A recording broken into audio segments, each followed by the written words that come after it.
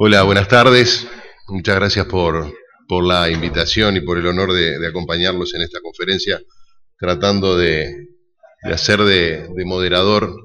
En general a uno lo invitan a hacer de moderador con gente ya de por sí muy moderada, con lo cual es una tarea un poco ociosa, pero en este caso mi tarea es un poquito más sofisticada, porque también me pidieron que de alguna manera me hiciera cargo de repreguntar sobre los conceptos que los cuatro expositores van a desarrollar. Hay una serie de preguntas planteadas, seguramente no se van a poder responder todas, pero es como un marco para que los expositores puedan abordar el conflicto en Medio Oriente. Bueno, desde lo más actual, seguramente Ana tenga un abordaje y una visión mucho más centrada en lo que está ocurriendo hoy mismo en Jerusalén, pero también plantear si el conflicto israelo-palestino es el problema central de Medio Oriente, sino el tema palestino, cuáles son los principales desafíos en la región, cómo se explica el fenómeno del Estado Islámico, cómo hacer orden en todos los términos que se oyen: ISIS, Estado Islámico, Al-Qaeda, Jabhat el-Nusra. ¿Qué tiene que ver Siria en todo esto? ¿Qué tiene que ver la guerra en Siria con Israel? ¿Es Irán un peligro real para Israel? Si todo esto es lo central, ¿esto significa que los asentamientos no son un problema? ¿Tiene solución el problema israelo-palestino? ¿Cuáles son los desafíos internos de Israel? O sea, aquellos que no tienen nada que ver con los árabes. Y para hacer la cosa todavía un poquito más compleja, a mí se me ocurrió agregar toda esta situación en un contexto de yihad islámica, ¿no? que tiene distintos tipos de manifestaciones. Las más brutales son, en el contexto del fundamentalismo islámico, en el cual la yihad es la expresión más brutal, pero que también tiene otras expresiones no bélicas, pero sí sumamente significativas, sobre todo en los países occidentales, donde la población islámica tiene una presencia creciente. De manera que en este contexto no nos pusimos muy de acuerdo sobre cuál va a ser el orden, salvo que Ana iba a ser la primera para darle un contexto de mayor actualidad, y lo segundo que, si me permite, Paita, yo dejaría al expresidente Julio María Sanguinetti en último lugar, por una cuestión de respeto y bueno, tenemos también a Gebergato, no sé, y a Juan Raúl Ferreira. Pero entonces comenzamos contigo, Ana, si te parece, bueno, sobre la situación que se vive hoy mismo en Jerusalén. Gracias, Gerardo.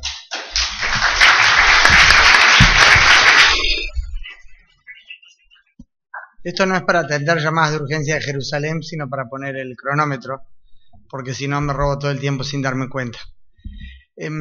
Realmente Gerardo planteó varias preguntas, varios puntos interesantes, pero yo no puedo evitar hacer referencia primero a algunas de las cosas que dijo Nadine y que vimos en el video, porque la guerra puede parecer algo lejano o inclusive ser algo carente de una fibra que toque el corazón, aunque uno viva en el lugar, cuando no se le pone quizás nombre y apellido y cara.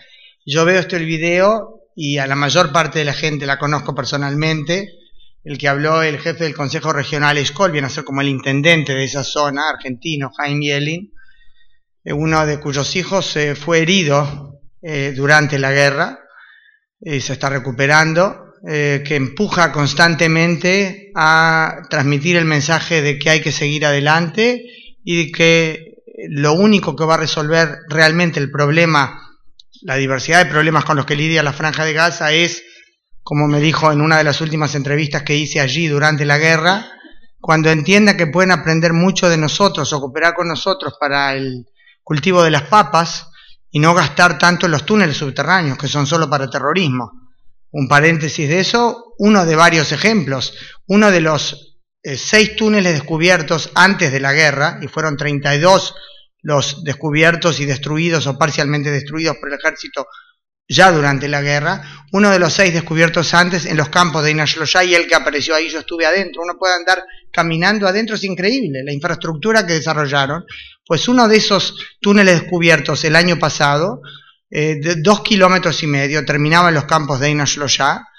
Requirió para su construcción 80.000 toneladas, perdón, 80.000 toneladas de cemento. Me la duda si eran los $80.000 o la cantidad de cemento. Pero o sea, sumas millonarias que pueden ser sin duda utilizadas en infraestructura para escuelas, para hospitales. Es todo un tema que uno se pregunta quién se preocupa por la población palestina. No apareció acá en el video el punto preciso en el que yo pienso cuando hablo del peligro Ein HaShloshá. Apareció por un momento en pantalla Isaac Edelstein, compatriota nuestro uruguayo, que es hoy lo que se llama en hebreo el mazkir, viene a ser como el gerente general del kibutz. Yo lo entrevisté una de las veces durante la guerra y estábamos parados en un punto bastante cercano, relativamente cercano a la entrada del kibutz, al lado de una estructura que es un refugio protector, no subterráneo, sino esas estructuras de cemento que están al lado de la parada de ómnibus, a la cual llega el ómnibus escolar toda la mañana a llevar a los chicos del kibutz a la escuela. Y dice, él con total normalidad, y si uno se aparta un poquito, dice, pero esto es anormal totalmente.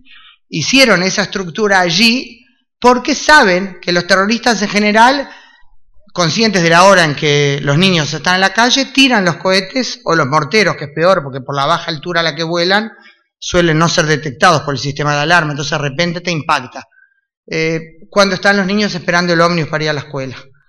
Y esa normalidad en medio del ambiente pastoral puede parecer, si uno analiza lo que quiere decir, lo que significa, es aterrador. Y si yo cuando iba a cubrir la guerra estaba con el corazón en la boca muerta de miedo, con chaleco antibalas y todo, porque sería mentira decir no, que iba a tener miedo. Yo iba a cubrir la guerra y la gente vive así. El muchacho ese grandote que habló de lo bueno de la tierra firme que nunca nos decepciona, Kochler, a los padres les cayó un mortero en la casa. Yo entrevisté a la mamá, ella llegó de Bolivia, el padre de Argentina. Y vi las fotos, se la entrevisté por teléfono, no estuve en la casa de ellos. Un agujero por la cocina. Claro, uno ve, compara con una casa destruida por un F-16 y dice, es una pavada lo que viven los israelíes. No, no es una pavada. Ella 10 segundos antes estaba en la cocina. Y por supuesto no alcanzó ni a sonar la alarma. O sea que es muy complicado. Esto por hacer una mención personal de cosas que yo vi personalmente, perdón la redundancia, aquí en el kibutz, aquí digo por el video, Ein HaShloshá. Y Gerardo decía comenzar con alguna anotación, algún apunte actual a raíz de lo que pasó estos días, sin duda. El atentado del otro día en la sinagoga en el barrio Har Nof de Jerusalén, lamentablemente no fue el primero, fue sin duda uno de los peores de los últimos años. Es interesante a veces hacer la referencia temporal, ¿no? El timeline. Uno de los peores desde el 2008. En el 2008 el gran atentado fue también en un centro religioso, una yeshiva, un centro de estudios rabínicos en la ciudad vieja de Jerusalén. En ese atentado, si mal no recuerdo, fueron 8 los muertos. Y alguien puede decir, bueno, también hubo judíos que hicieron atentados. Lamentablemente, me acuerdo personalmente, el 24 de febrero o 25 de febrero del 94, una matanza en la tumba de los patriarcas, que los musulmanes llaman la mezquita Ibrahimía en Hebrón, por una persona, un judío, que vivía en la zona y que mató fieles orando, y sin minimizar en absoluto ni un alma que se pierde inocente porque sea del otro pueblo, me permito sí tratar de poner las cosas en proporciones. No solo suena difícil hacer una comparación numérica cuando muere gente inocente, pero creo que es más que relevante, no solo porque esos son excepciones rarísimas, sino y quizás ahí está el elemento central en cuanto a lo que Gerardo mencionaba, si acaso se puede solucionar el problema israelo-palestino, la reacción de la calle. Cuando Baruch Goldstein hizo aquella matanza, y reitero, sin minimizar su gravedad, una vez ocurrió algo así, Israel todo enloqueció. O sea, la gente parecía no encontrar palabras para condenar esa barbaridad. Y ahora, lamentablemente, los palestinos salen a la calle a repartir caramelos en señal de celebración. Yo escribí el editorial que lo planteo así, el Semanario Hebreo de Hoy, que es también la columna de Hoy Montevideo Portal, sobre cosas que creo que hay que decirlos, aunque no suene políticamente correcto, porque está genial, todo el mundo condena a Hamás sin reparos, pero la autoridad palestina, que en inglés saca buenas declaraciones, Y bueno, uno de los asesores del presidente Abbas colocó en la página oficial, se llama Fatah Main Page de Facebook, una foto, como un collage, ¿no?, de imágenes del atentado, y arriba dice, imágenes de la operación heroica en Jerusalén. Y yo realmente me pregunto, quizás suena un poco ingenuo, ¿no les da vergüenza ante sus hijos hablar así? Que esos sean los valores con los que se manejan, y realmente estoy lejos de generalizar, porque fueron afortunadamente a la sinagoga de Har Nof, donde fue el atentado, fue una delegación de líderes musulmanes, cristianos y drusos.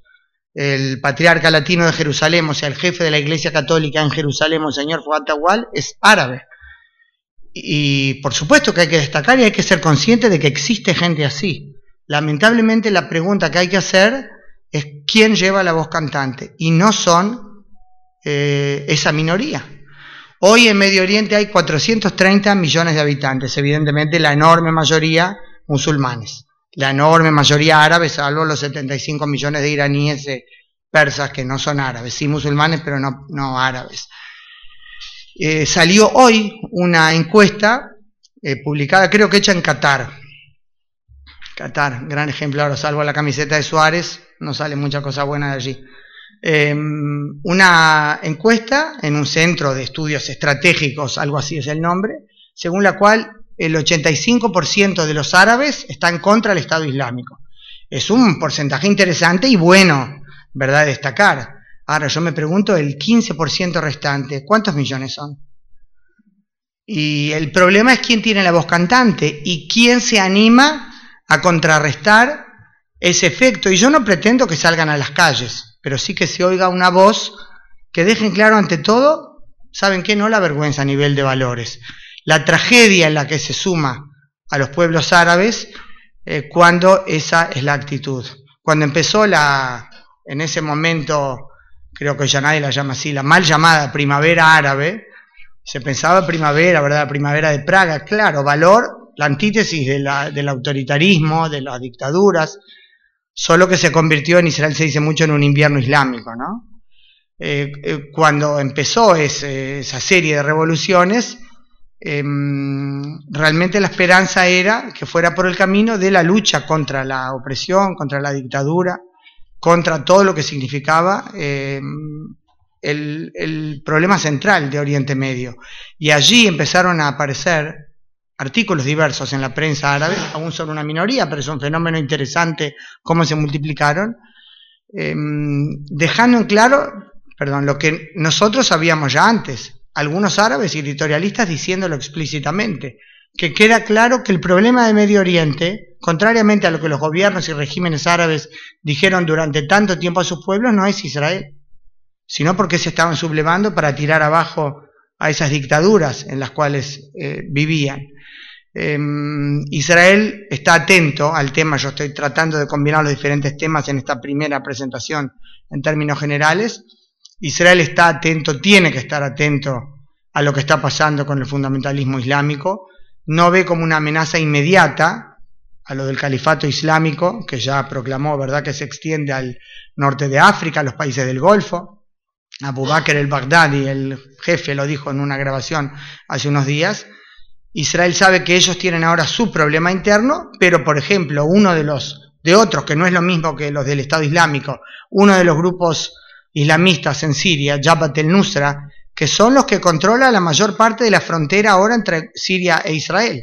El 85% de lo que se llama el Golán sirio está en manos de rebeldes, y el poder dominante ahí es Jabhat el-Nusra. Ya dijeron explícitamente que cuando terminen con Assad, pasan por Israel. Yo estuve en una brigada una división que cuida las fronteras pocos días antes de venir, con el brigadier general Bujris, que es el que la encabeza, y él dijo, nosotros nos aprontamos, esperamos lo mejor, nos preparamos para lo peor, porque tenemos claro cuál es su intención a largo plazo. Quizás nunca llegan, quizás nunca termina con Assad, por ahora Assad va ganando, pero el sueño de los diferentes grupos radicales, y es un mosaico para explicar los diferentes matices, está ahí. Ya me pasé 11 minutos y medio. Bueno, es realmente esto una presentación muy, muy general, seguramente surgirán más temas puntuales con las preguntas de Gerardo, que sabe preguntar, no solo escribir. Gracias.